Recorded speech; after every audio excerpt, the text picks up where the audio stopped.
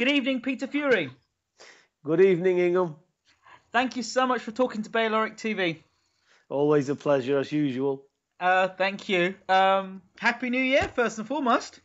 And a very happy New Year to you and your family. Thank you. It's been a while since our last conversation. Yeah, I think it's been probably around 6 months or something. Yes. Well, the Been a last while. time. Yeah, it's been a while. The last time we were talking about Fury, Hay, the second time round. Oh yeah, so it's not been that long then. I'm glad you're laughing because that's all it is. It's laughable, isn't it? Well, yeah, I don't mean to be taking it in a laughable situation because obviously it's put you guys out of pocket because the ramifications of that is 2 training camps brought a lot of high quality sparring in, and as we know, the fight never came through. Well, we haven't lost anything. Tyson, he's all right. He's all right financially. So, excuse me. So it's not too bad. The thing is, we've benefited from the sparring, the training camps. Tyson's only just turned 25. So, we move on and there's plenty of opportunities out there. Tyson's going to get his shot. He doesn't need David A to get him where he's going. It would have been a good fight if it would have come off. But it hasn't. So, what more can be said, really? So, what is Tyson Fury's state of mind like now? Because you've prepared for 2 fights. They've fallen through. I mean, this is the first time in his career he hasn't fought for a longest period as he has. What have you had to do to keep him focused? Well, I've let him have a rest over the Christmas. Mm-hmm. And basically, excuse me, I've got a bit of a cold. Okay. Basically, I've just let him just explain the facts to him, laid out bare as they are. Look, you can't stop somebody from backing out of a fight. What can be said? I've heard rumours that David A's coming back, he's going to fight on and all this. He's ridiculed in boxing as far as we're concerned. Look, you can't duck and avoid a fighter because you don't fancy it. And there's a chance of you getting beat, so you jack that and then go and find somebody else. You're not a fighter at all. What are you anyway? I've got fighters here. If any of my lads said to me, I don't really fancy this, I'd say, right, jack boxing and go and get a job. Because this is not what we're about. When you're a fighting man, you say you're going to fight and you get into it. All this poncing around. The credibility is lost. His world title efforts, everything he's done has gone down the tube. Because, look, he was getting 5 million plus to fight Tyson. That's more than he would get for a world title. So the money's not an excuse. He called the fight on. He asked us for the fight. There's only one answer. Whichever way you look at it, he's backed out of this fight because he didn't fancy it. Now, look, for one reason or another, he didn't fancy this fight. So where are you going after that? Because everybody's going to look up and say, rightfully so. You had Tyson Fury to fight, but you bottled it, and now you want to fight. If you want a world title tomorrow, it's tarnished as far as I'm concerned. So the way they shaped up around this whole affair, being sly and all this underhanded shit, yeah? So, we're just going to move on, but we don't regard them now as anything in boxing whatsoever. It's interesting because, when I did the first report on this and Hay pulled out with the cut eye, I made a video. I did a video and said that it was Adam Booth cut him tongue in cheek, and it was all on Sky Sports News. Oh, it's been reported that there are some media people that think that the whole thing was an accident or that it was made up. And look, I think when you digest it now and see where we are today, then it's obviously quite evident what's gone on. Exactly. We said all along, it's a deliberate ploy to pull out. Absolutely. And fair dues, he's got some good fans there, and they've supported him right to the hilt. But everybody will be going quiet today, knowing that these strokes have been pulled. Everybody's been took for a fool, they think. But people are not so stupid because you might be able to fool somebody today, but over the overall and the long run, the truth always prevails, doesn't it? It's a shambles. And that's what it is. And even the second time round, I turned around and said, this fight's not going to happen. And I was called a conspiracy theorist by a well-known boxing company, or well, a company that does a lot of boxing videos, and are well-regarded and well-respected, and they considered my thoughts as a conspiracy theorist. Well, let me tell you mine. Yeah. Hmm. They can hate me. They can say what they want. They can say I'm nothing but a criminal. They can say whatever they like about me. I don't give a shit. He has bottled out of this fight.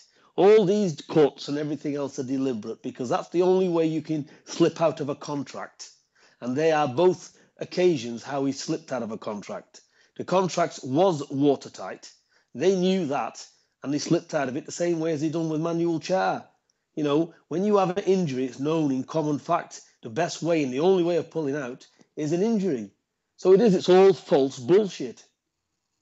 You know, can it be proven? Of course it can't be proven. That's why they've gone ahead and done it. You know, let's open our eyes here. This is bad for boxing. Bad for boxing, period. We would never, ever do that. Not if there's 20 million on the line, we wouldn't be doing false shit like that because people that do that don't belong in the job.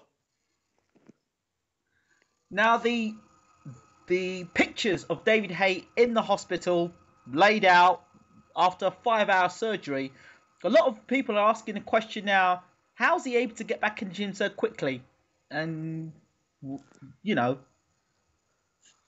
Now, you know, you can have keyhole surgery today, you know, and you can fix a little strand in your shoulder, a little bit of a niggle, you know. It's, you know, every fighter's got pains, haven't they? You know, some people's got back pain, some people's got tendons, ligaments, whatever. You know, look, I'll just fly off to Germany and make a big scene over this. And if it ever comes back, then I've had the operation, you know. It's a load of shit, you know. We're not buying into no rubbish with these. But you know what? It's like a broken record.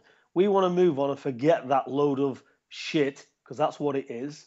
And, you know, if the public want to believe all this stupid nonsense, good luck to them. It's not for me to convince anyone. We know what's gone on behind the scenes. We know very well. We're not stupid, and anybody with a quarter of a brain cell knows what's gone on. So let them carry on with it, because I think we've had the last laugh with these anyway, because it's highly, highly embarrassing. Because I wouldn't hold my head up walking down the street if people were saying that about me. I can assure you it wouldn't be worth 30 million for somebody to say to me, I've shit myself and I've gone and created a lot of cuts and injuries to pull out of contracts. You know, can it get any worse? Heavyweight boxing. well, David Haye has always said that he's always met on a street corner and always asked when he's going to fight this person, when he's going to knock somebody out. I just wonder now when he walks on a street corner what people are going to say to him now. Yeah, and we're men from the street. So, exactly. exactly. Exactly, that's my point. Then there was this rumour that had come out that David Haye's now back in the gym and he's back in training and he's meant to be fighting Bermain Stavern.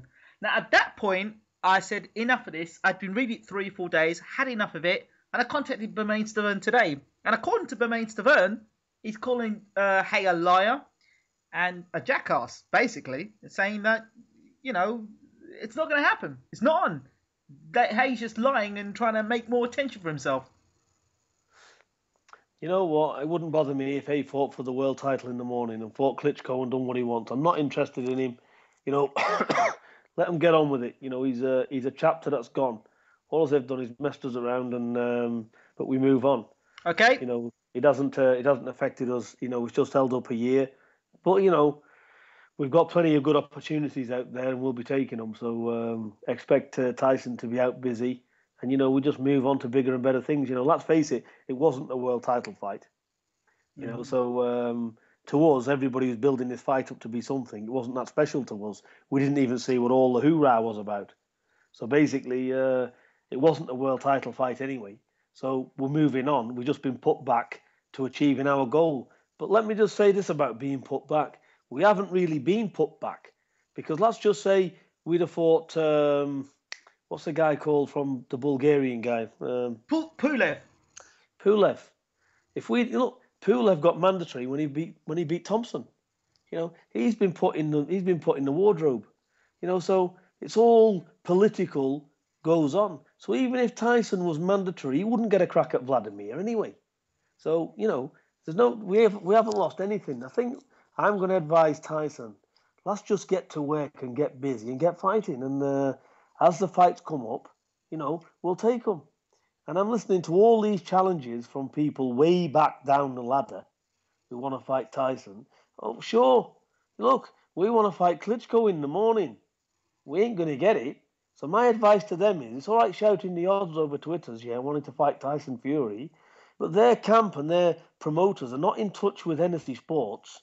They haven't made a 10 grand offer. So it's all right, these people going on public all want Tyson Fury. They're just trying to highlight themselves up because Tyson is a big name in boxing. So they're not serious. So if they're serious, before they run their mouths off, they should be getting on the phone and bidding serious money to get in the ring. So, but nothing like that's happened. So basically, a lot of people talk a lot of shit, to be honest. It's quite concerning from my standpoint. I don't know about you, that the media have allowed this whole situation to get out of hand, and really nobody kind of say, look, this is a nonsense. And no media has gone and said, hey, what are you playing at? What's this all about? What's all going on here? This guy's been allowed to do this once. He's done it again and again. But the media just keep backing this guy all the time. I don't quite understand why. Well, look, just after this whole fiasco, Sky Sports, they've got him doing some commentary for the Groves fight. There you go. The sling in his arm. And to be honest with you, we're very disappointed in Adam Smith because, when this fight was taking place, when the build-up, he come on the ringside and said, right, we go over now to the pretender, Tyson Fury. I was sat there with Tyson in Belgium, in a camp, and I've listened to this Adam Smith comment like that. Does he think that's a comment that's going to be took lightly? We haven't took that lightly. We don't like it, so therefore we fell out with Adam Smith. So Sky Sports or whatever basically can go and F off because you don't talk about my family like that. So we've got no time for them at all. But I will say this, all of their crew, Sky Sports, their employees, were gentlemen. They treated us with respect. We treated them, looked after them, and they're all top guys. But you've got a few twits at the top that get above the station, and they say certain things which is unwarranted. If Tyson Fury, the young pretender, then what's his main man, David A. then, as it's turned out now?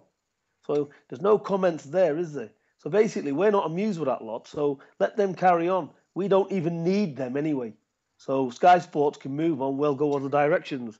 We don't care, basically. We're going to change boxing because we're going to fight our way to the top. And all this politics and scratching each other's behind, around some table, they're all at one another's arse, this lot. Be independent. Say as it is. This is why we can't get world titles, because they're getting all these governing bodies, buying them a watch, buying them champagne, paying for a nice holiday for them. We know what goes on behind the scenes. I'm not going to name anybody, but that's what happens on the top of the boxing. Everybody's on a payroll somewhere. And this is professional boxing at the highest it goes. So no wonder people can dictate who they fight. The WBC, for instance, hold on to Vitaly's title, make him emeritus status. Stavern can't get his shot. Everybody's frustrated. It's just it's what it is. This is what goes on. This is why Don King's been at the top for so long. He must have done something great to get there and to be there for so long. Well, look, power's money, money's power. You get to the top, and that's why you're at the top, and that's why people can't see the fights they want to see. Well, we're experiencing it ourselves. I've got to ask the question, as you know I will do. You mentioned something about power and control and stuff, and I have to think about Mick Hennessy here, who I don't know Mick Hennessy personally. I've never spoken to Mick Hennessy. Seems a nice enough guy and has done a really great job with yourself and looked after you guys well and vice versa. But Sure. Do you think, had you been with a promoter such as, because the people say, or a manager like Eddie Hearn, or maybe, let's say, Frank Warren, that you would already got that title shot? No, I don't think it's anything to do with it. We was, like I said, before the David A, we was on for mandatory position with the IBF. So I don't think that's anything to do with it. Look, everybody's doing the best we can, but at the end of the day, we respect Mick. Mick's been with us from the start. He's a good man. Frank Warren's a good man. Look, all these promoters, Eddie A, they're all, everybody's doing the best they can. I'm not going to give anyone a bad name. But at the end of the day, we're not prepared to give anyone a blowjob to get where we want to be. We're going to get where we want to be in that ring. And Tyson's going to get his way up there by fighting and beating the best. All these public, don't listen to the bullshit, all these false challenges, this and that. Everybody's trying to get some PR. You know, it's what it is. We tell it as it is. You know, we're in this job for fighting and getting where we want to be. And, you know, win, lose, or draw, we'll see what happens. But one thing you'll get from me is straight talking. That's what I believe the boxing fans and those in the boxing YouTube community appreciate. They like to hear people say it as it is and not pussyfoot around, because there's a lot of interviews, and you know what I'm talking about. A lot of interviews, there's a lot of arms around the shoulders, and how you doing, mate? I'll give you a sweet interview, and I'll ask you all the nice questions, and you'll answer back the questions I like, and you'll set this up for me and that. It's not about that here, and that's why we love having you on the show, and that's why we love talking to you, Peter. Sure, you know, look, it's always a pleasure. I'm about the fans, and I'm for the boxers as well. Mm-hmm. They're the ones in there taking the shots. You know, they're getting through that ring. They're doing the best they can. They're the ones that's putting everything to one side and torturing themselves every day in the gym. You know, for what they've got to go through is unbelievable. So basically, I'm all for the fighters and I'm for the fans, because I'm a fan myself. You know, I love boxing. Always been involved in boxing throughout my life and in my ancestry and everything. So, you know, I love the sport with a passion. What I don't like is some clever, think they're clever, doing all these deals behind the scenes and treating the public like we're all stupid, you know, when really we're anything but stupid. You know, someone said to me once, and it's a true saying, they said, look, when you try and speak to people and you try and fool somebody, you're fooling yourself, because people with intelligence know very well when somebody's not being truthful. That's why we've got judges in the world, isn't it? Because people are not silly. And when you try and think people are silly, you're a bigger fool yourself.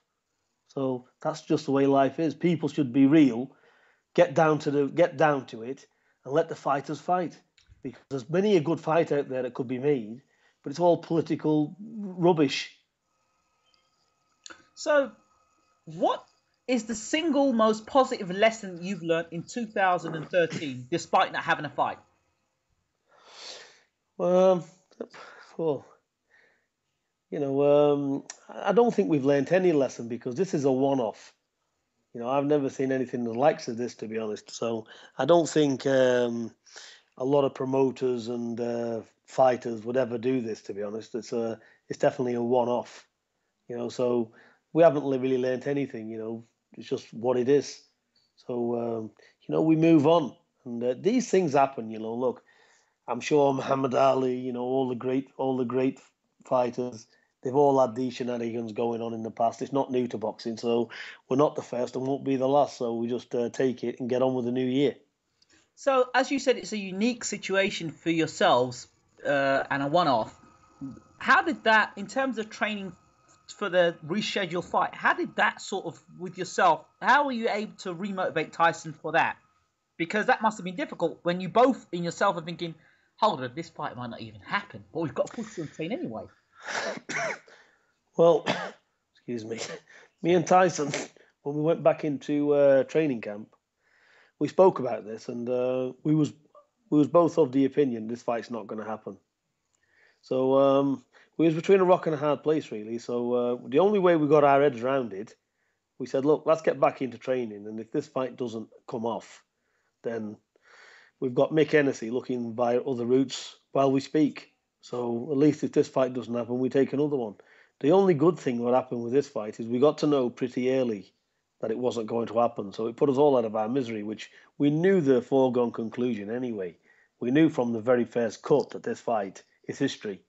So, you know, to sign the second one, we were just running through the motions. We knew very well it wasn't going to take place. I said as much anyway in various interviews. Yes, you did. You did. So, okay, we've closed the chapter on the Hay saga, and let's move on. 2014. Now. Well, it's going to be positive. We set up a new camp in Cannes, the south of France. Tell us about that. We've got a lot of friends here, and I've been coming here for quite a few years. Okay. I live here as well. So, you know, we've got a new camp. It's called the It's called the Fight Club. It's on Public in Cannes itself. The guys are big boxing fans there. The guy who runs the gym, he was a former French all champion, European champion at 75 kilos. Can't think of the guy's name, but good people, and they've let us use their facilities, and we're looking forward to getting settled in now. And we start in the morning, and we're going to get on. We're going to train hard. Yui as well. He's going to be busy again this year. We've got Tyson, who's going to fight a minimum of 4 times this year. And, expect to see Tyson out February, March, as early as that. Lucas Brown, first opponent. Any views on Lucas Brown as an opponent, potentially? Again, what can I say? He's all right, Lucas Brown. He's got a bit of talent. He's okay. But that's as all as I can say. He's still on domestic level at the moment. He's not ready to jump up to Tyson's level, I see. And all as he will be at the moment for us is an opponent. He's not really. He's not a challenger. He's not a challenger. No disrespect to him. He's not ready. That's what I see. And Tyson's got. Look, Tyson will fight anybody, but really there's no interest in Lucas Brown. There's no money in that anyway. Well, look, his promoter's Hatton, is it? Yes. So look. They can get in touch with us, get in touch with Mick Hennessy, make us an offer if they're interested in it. But I don't see where the money's at in that fight.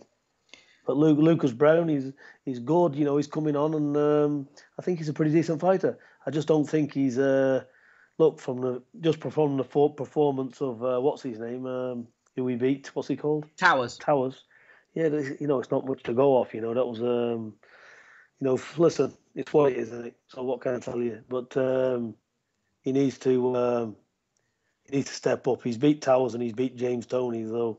There's no big deal in that, is there? Oh, well.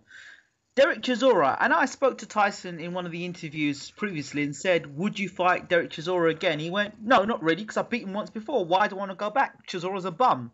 Chisora's now has gone on to become European champion. Now, is that a potential fight, or would you just leave that alone?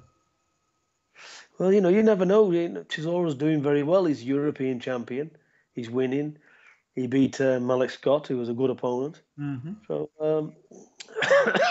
I think Chisora's a good fight. Maybe soon down the line, it's possible. So it's something that we would possibly look at again. It's not a fight that we dismiss. So maybe it's something in the future. Nothing's been discussed. Nothing's been agreed on Derek Chisora. People don't want to read between the lines. I'm just telling you as I see it. So right.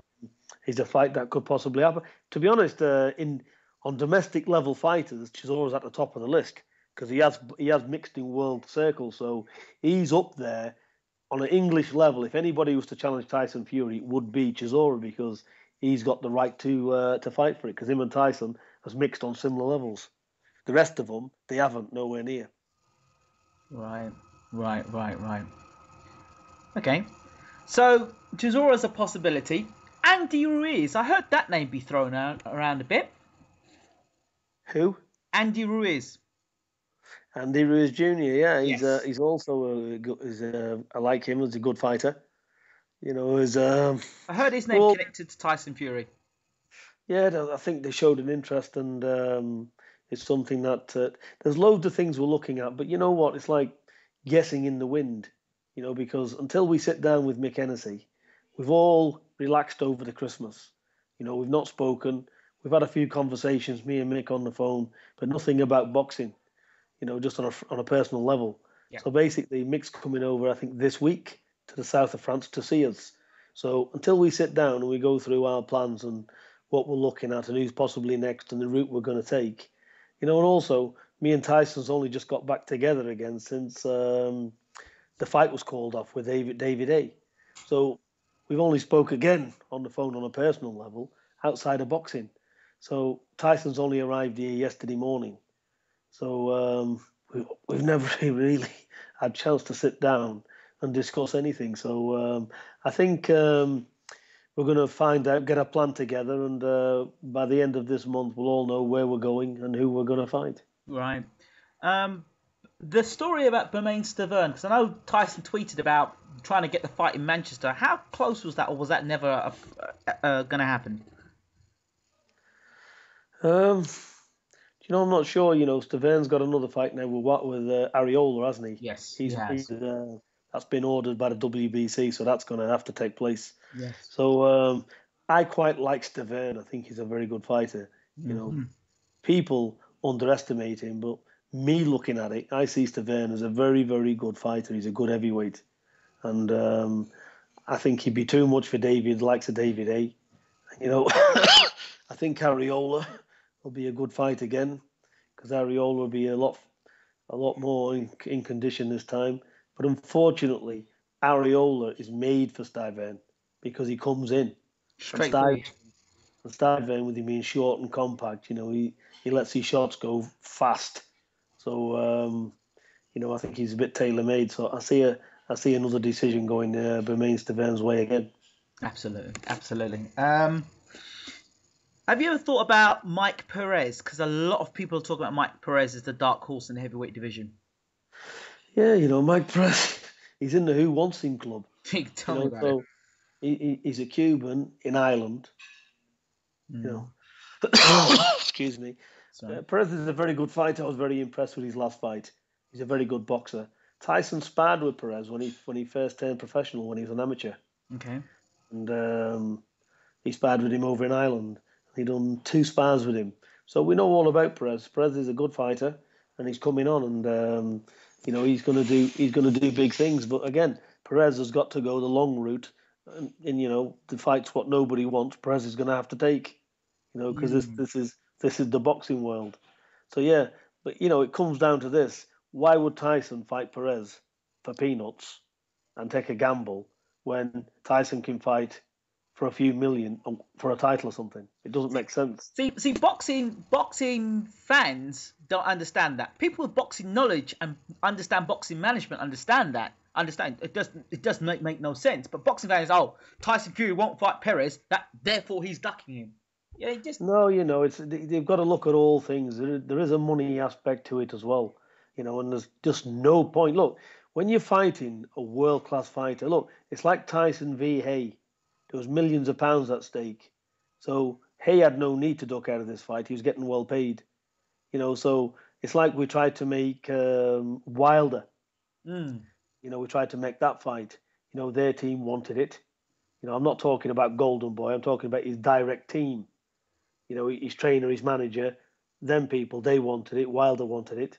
But again, the pay-per-view over there wouldn't do it. Pay-per-view here wouldn't do it. So what you've got is you got a terrific puncher in Wilder, and you've got a very good world-class fighter in Tyson. So when these meet, this is a crossroads fight for both fighters. So they have to be well paid, because one fighter is going nowhere after it. He's at the bottom of the ladder again. He's got to build his way back up. So basically, this is what boxing's about. When the reward has to be level with the risk or outweigh the risk. It's as simple as that. This is boxing business. But fights should be made.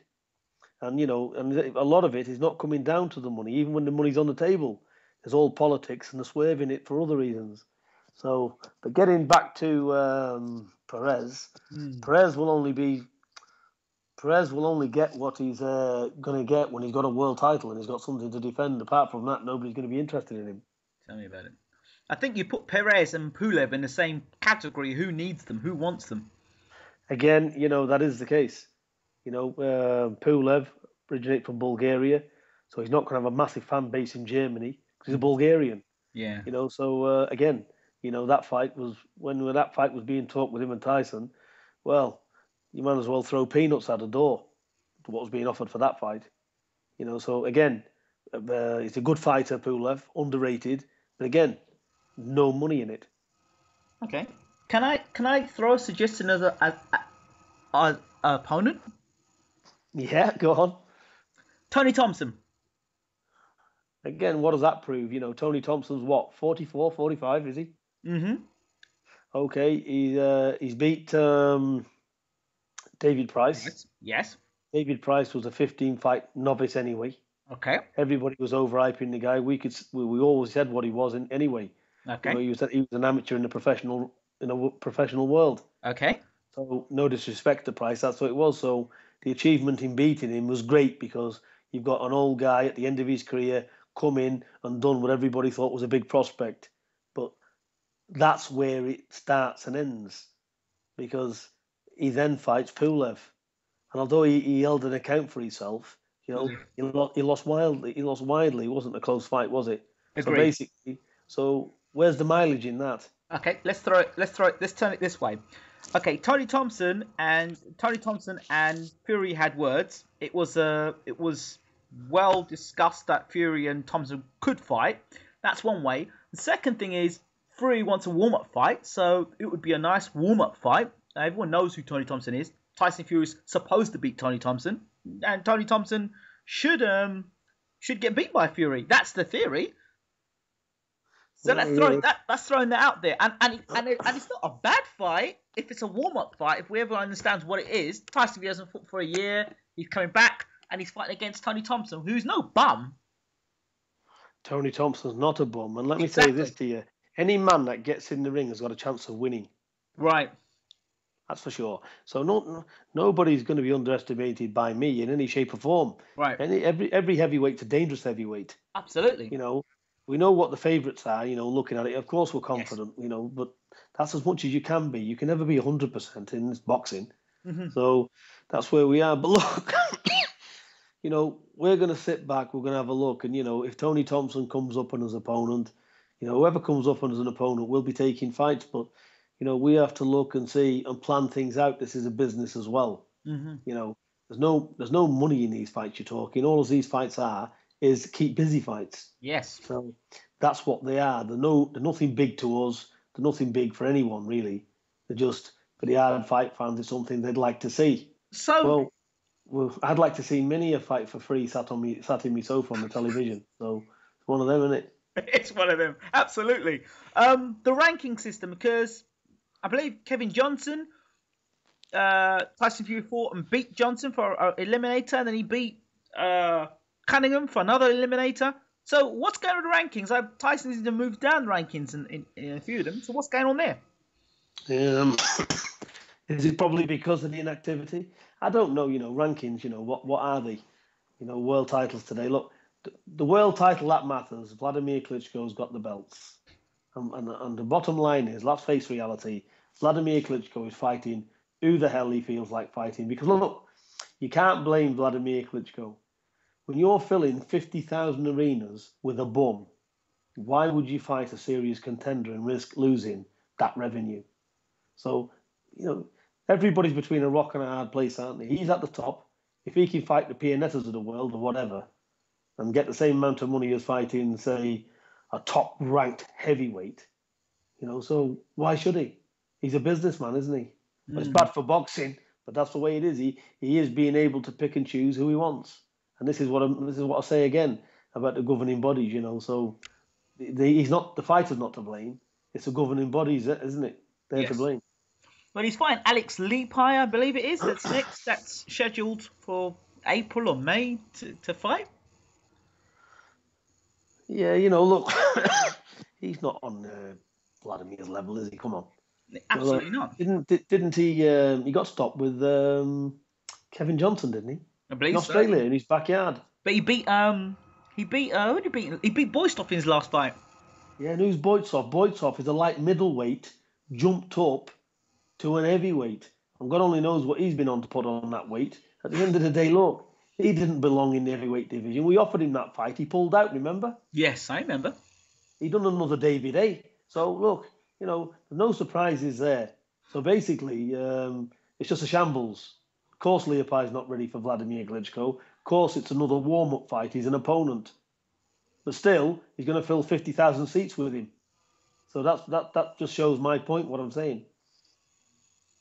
So what do you think is going to be necessary for you to get yourself and possibly Vladimir in the same ring together? Or is it ever going to happen? Probably not. If the fight happens, it'd be great. If not, it doesn't. We just got to keep moving on. I mean, Wilder's ranked number 3 in the WBC, I believe. And Stavern and Ariella fight. I think the winner fights Wilder. So after that, anything goes, really, isn't it? Um, I think the WBC is going to end up in Vladimir's hands sooner or later. Yeah, I can see it happening as well. Yeah, but look, we're going to keep making the fights, and the Wilder fight would have been on if the TVs would have got behind it and done a pay per view. So that would have been a very exciting fight. But obviously, they wouldn't. No one was prepared to pay for it. So that's a fight down the road for sure. Because Absolutely. either fighter are only 2 or 3 fights away. Like Tyson, he's up there. He's right in the mix now, Tyson. So he's 2 or 3 fights away from a world title at the latest. So either way, they're all in the top 10 division. Anything can happen. A world title shot can come up at the blink of an eye. So we're just going to keep Tyson busy, and we see what happens. Are you looking to fight in the UK, or are you looking to go and have another fight in the States? We'd like to fight in the States, Canada. Obviously, he'll not fight in the United States because obviously I've got visa issues. Yes. So that's not going to happen again. Right. So, but Canada is okay to box, and the rest of Europe and England as well. Okay, that sounds good.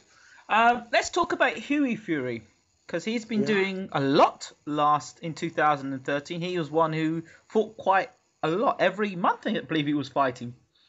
Yeah, twice a month. He had There you go. he had 12 fights in just over, I think, 8 months. Okay, so what's your plan for Hughie 2014? Well, not so many fights, but still saying that he's going to have around 10 Right. in 014, which will put him up to around 20, 22 fights. And we're going to step him up. But the training, the methods is going to be a lot different for Hughie this time. He's going to have to use his brain. He's a young kid, and he's got to digest what he's done, and he's got to box with his brain and step up a few gears, which he'll be more than ready to do. He's put on. He's had another growth spurt. He's about 18 stone as we speak. He's been fighting around 16, 12. Right. Well, now he's about 18 stone, so he's put on about 16 pound. Wow. So, but like people, they're quick to judge. He's a child in a heavyweight division. He's look at the growth. Let's look. I said about you before in December, on the 12th of December, 012, he won the World Championships in the amateurs at 95 kilos. Come February, March, I think it was March, he had his first pro fight. He was like 105, 107 kilos. And now he's kicking up 114 kilos because he's growing. He's a big lad. He's 19 now. In I think the 18th of September he was 19. So so he's maturing. He's filling out. So he's going to be one giant of a guy when he's in his 20s. So it's going to be a fascinating year for him. Who in particular are you looking at, or what level do you want Hughie to finish off at 2014? Would you say? He'll be where Tyson is now on that level. At the end of 2014. Yeah, he's gonna fight all good domestic fighters. He's ready. He's gonna be ready. You'll see big improvements in him when he turns out again. So he's ready. He's had 12 fights, so he's going forward now. We're gonna up his level of opposition, and we'll just see how he goes. But he's not going to be rushed. World titles. Is he going to beat Mike Tyson's record? Well, the politics that's going on, I very much doubt it. If a world title fight comes up, he'll definitely take it. We'll throw him in. Make no mistake, whether he's ready or not, he will take a chance because, win, lose, or draw, he would take it because we've said it, we'll do it. So that's the way it stands. But the way the politics in boxing are, it's very unlikely looking at the way the situation and landscape where Tyson is.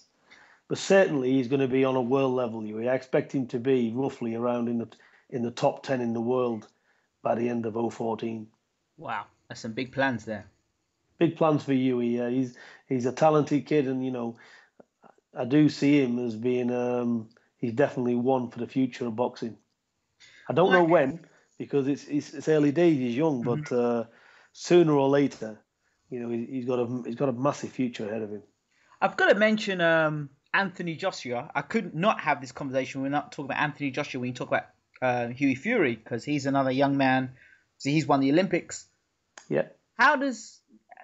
Where does Anthony Joshua fit in on the radar? Is that somebody you'd want to keep sort of away from until you get to a certain level? Um, look, it's hard to say. I rate Anthony Joshua. He's a good boxer. He's got a tremendous physique on him. Again, he's only had, I think, 3 or 4 fights, hasn't he? Yes. There's a lot he does wrong, but he's doing nothing wrong with the level of experience he's at right now. He's very, very good actually from where he's at and the fights he's had. So it's all right. People can pick holes. We can all pick holes. Where do you see a world champion after 4 fights? The pro game is where you're starting again.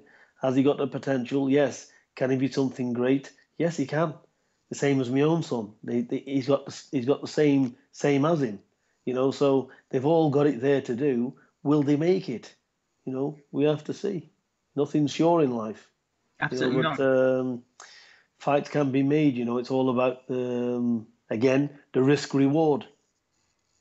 It's as simple as that. Do you think the Olympic gold makes a difference? Yeah, it's a massive achievement, the Olympic gold medal. And, let's not take anything away from it. Look at the people that's won it.